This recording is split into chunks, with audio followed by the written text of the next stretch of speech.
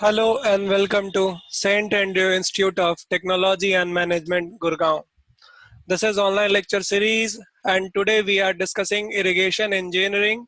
This is ninth lecture in this course and I am Rohit Raj from Civil Engineering Department.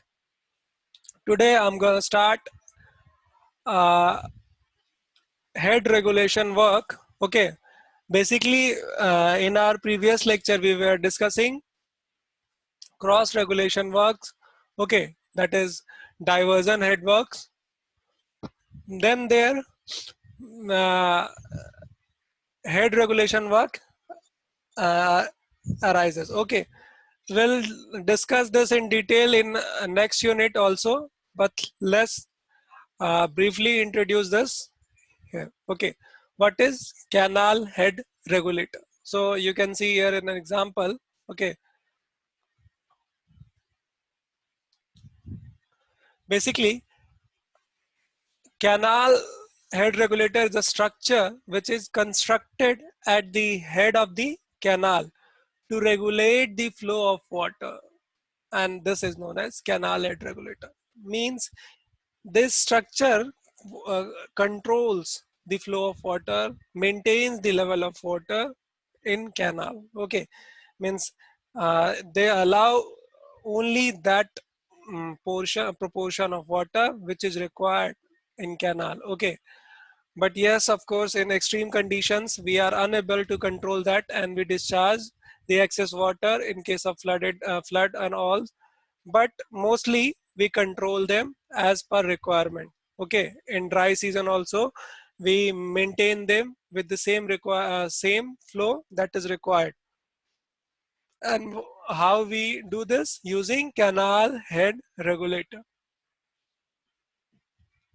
It consists of a number of piers which divide the total width of the canal into number of spans which are known as bays. Okay, what is pier? Piers are basically the supports. Okay, and these piers divide the canal into different spans, and what they are called, they are called as bays. They said bays. Okay, so we have spans that divide the total width of canal into number of spans that we name them as bays. Okay, the pier consists of number of tires on which adjustable gates are placed. Each pier contains number of tires on which adjustable gates are placed. We place gates on piers tires. Okay, means there is a provision of gates. Okay, and we are now well aware of gates and what is its function. Okay, the gates are operated from the top by suitable mechanical device. Okay, we control them with suitable mechanical device. Means in case of requirements, we need to open that gate, or we need to we need to close that gate. Then there should be a suitable mechanical device that can control that easily. Okay, the platform is produced on the top of the pier, so the facility of operating the gates, and there must be a platform so that gates can slide through that.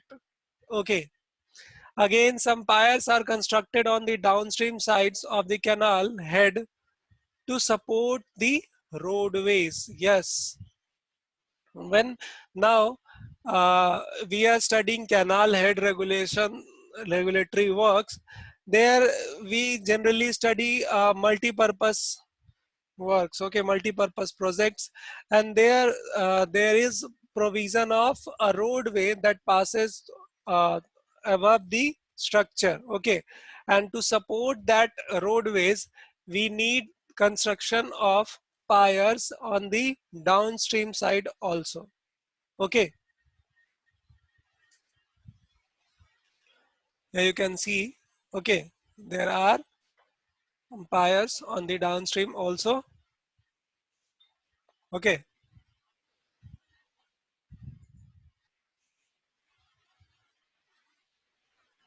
So this is example of canal head regulator. We'll discuss canal head regulatory works in detail in our next unit. Till then, you just uh, you just keep this in mind that it is required to maintain the supply. Okay, okay, to avail with the required amount of water, irrespective of season. Okay. Now next component of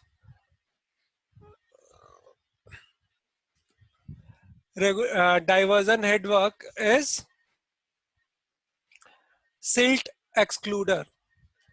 When still pocket is formed in front of canal head by construction of the divide wall, then it is found that the lower layer of water contains heavy silt and upper layer contains very fine silt.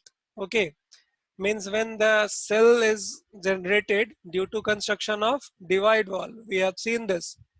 Okay, then there situation arises where the bottom portion contains heavy silt and upper layer contains very fine silt. The fine silt is very fertile and it may be allowed to enter the canal. And yes, for irrigation purposes, there is no hard and fast rule that could find out that whether the still silt is harmful or beneficial to the crops. It totally depends upon the type of field and type of product, base periods, okay, everything. But yes, if the seeds are heavy and large, then they will cut the supply of water, that is irrigated water, irrigational water to the roots, and that could lead to severe damages. Okay, so if there is fine silt, then they may allow water also, and they also provide uh, important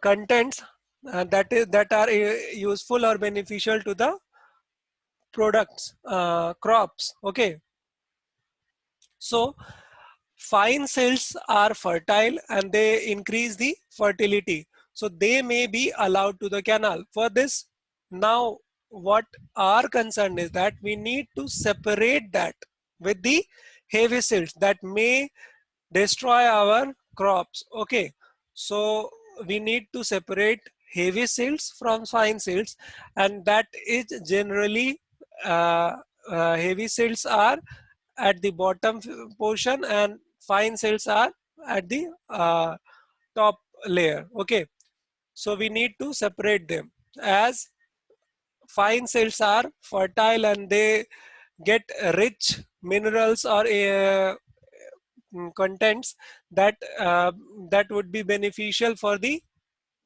crops, so they may be allowed to enter the canal. But the heavy silt causes sedimentation in the pockets. Okay, to eliminate the suspended heavy silt, the silt excluder is provided. What we do, we provide a special arrangement, okay, for elimination of heavy silt, and that special arrangement is silt excluder. The name itself tells the story that what it will do, it will eliminate the suspended heavy silts.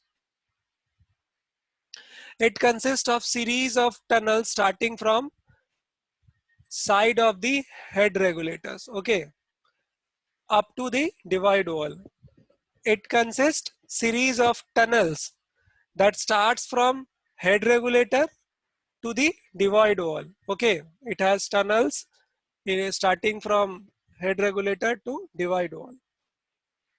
The tunnel nearest to the head regulator is longest, and the successive tunnels in the length, the tunnel is nearest to the divide wall is shortest. Okay, means the tunnel nearest to the regulator is long, and slowly and its size is decreasing at the tunnel nearest to divide wall is shortest.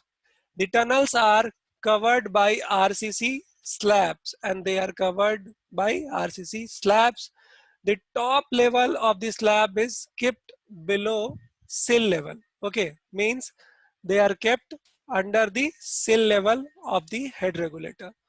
So the completely clear water is allowed to flow in the canal. Okay, means the top level of that slab must be below the sill level so that clear water is always allowed to flow through the canal.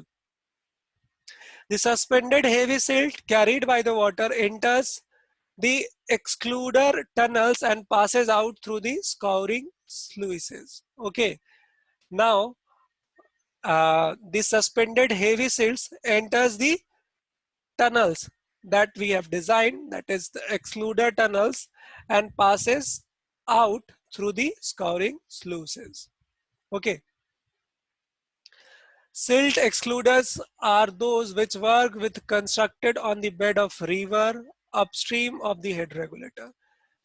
They are constructed on the beds of river on the upstream side. The clearer water enters the head regulator and silted water enters the silt excluder. Means the clear water goes through canal, and silted water is allowed to flow through silt excluder. In this type of work, the silt is therefore removed from the water before it enters to the canal. Means clear water is allowed to the canal and silted water is allowed to flow through the silt excluder that we have designed with the help of excluded tunnels. Okay, that is covered with RCC slab. And another point we need to keep that in mind is the level of RCC slab is kept below the sill level so that silt free water is always allowed to flow through the canals. Although the picture is blur, but you can see the sluices here. Okay, and the diversion here. This is the cross section cut shown here. Okay, and the sediment score pipe is there. This is sediment score pipe. This cross section, that is AA, is this cross section. Okay, this cross section is shown here. Okay, through this, and there the sediment score pipe is shown. This is sedimentation basin. Okay, score pipe. This is score pipe. The walls. Okay,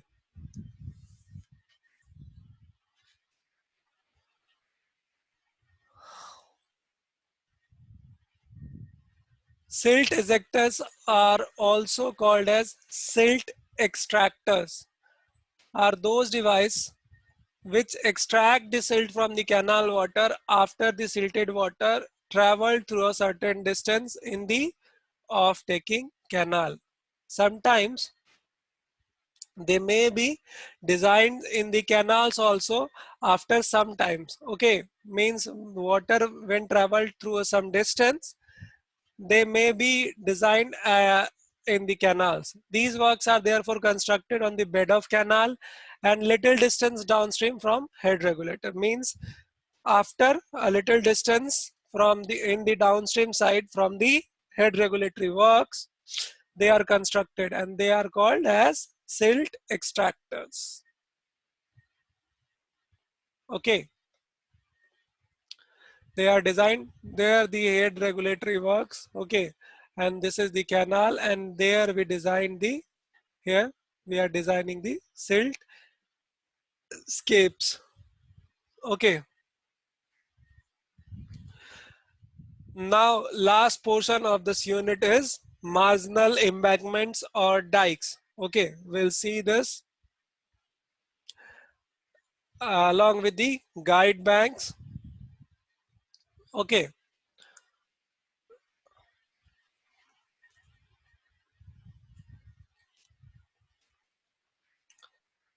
The marginal bunds or dikes. Marginal embankments or dikes are the earthen embankments which are constructed parallel to the river bank. Means they are designed in the parallel direction of the river flow on one or both banks according to the condition. Means they might be designed in a left side or right side of the flow direction depending upon the condition, or they might be present on both sides. The top width is generally 3 to 4 meter and side slope is generally 1.5 to it's to 1 to 1.5 is to 1 or 2 is to 1. Means side slope is generally 1.5 is to 1 or 2 is to 1, and top width is 3 to 4 meter. Okay, whose dimension we are seeking here? That is marginal embankments or dikes which are constructed in the parallel direction of the river bank, on either side or on both sides. The height of embankment depends on the highest flood level. Yes, of course, we'll design the height of embankment or dikes according to the highest flood level of that drainage. A suitable margin is provided between the toe of the embankment and the bank of the river. Means will provide a suitable gap. Okay. To resist the effect of corrosion on the embankment, wooden piles are driven along the river banks throughout the length of dikes. Okay. To reduce the effect of erosion.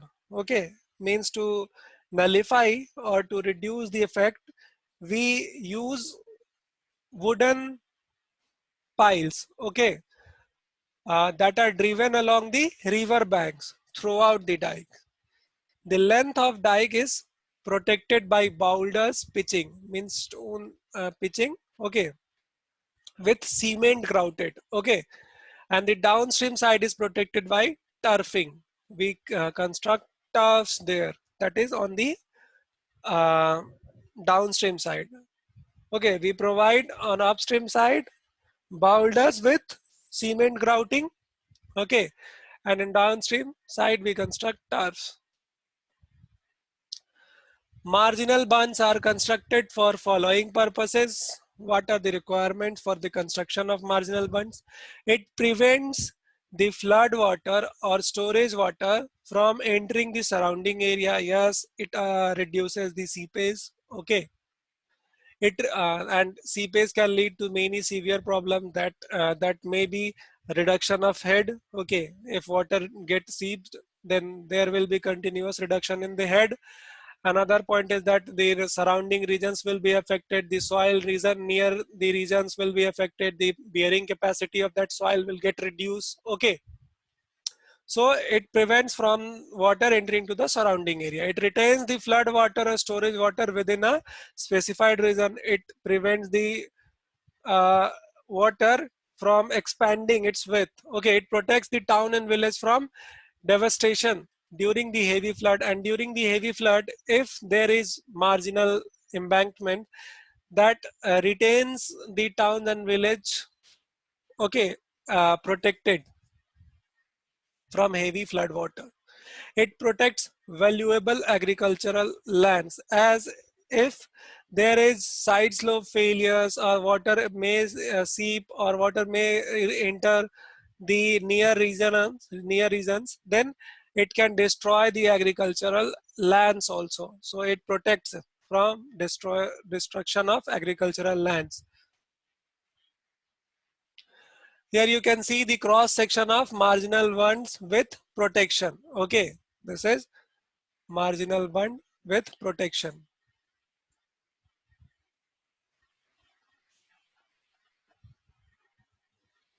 Okay, now last part is guide bank. When a barrage is constructed across a river, which flows through the alluvial soil, the guide bank must be constructed on both the approaches to protect the structure from erosion. If barrage is constructed for a river that is flowing through alluvial soil, then there we require construction of guide banks on both approaches, means both sides. Okay, both sides of bank we need construct the guide banks, okay, to protect it from erosion. It is an earthen embankment with curved head on both ends. They are constructed as curved.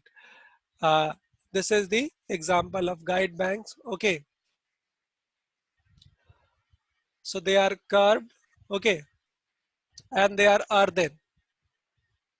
The guide bank serves the following purposes. It protects the barrage from effect of scouring and erosion. It protects both uh, barrage from both scouring and erosion. Scouring resembles rubbing off the surfaces, and erosion may be flowing of surfaces. Okay, controls the tendency of changing the course of river, means it checks with the uh, change in the river flow direction. Okay, it controls the velocity of flow near the structure, also checks with the velocity. Okay, whether it is in desired limit or not. This is a particular example of guide bank. Okay, now these are the components of guide bank, that is upstream curve head, downstream curve head, shank portion, okay, sloping apron, launching apron, and pile protection. Okay, here you can see this is launching apron. Okay,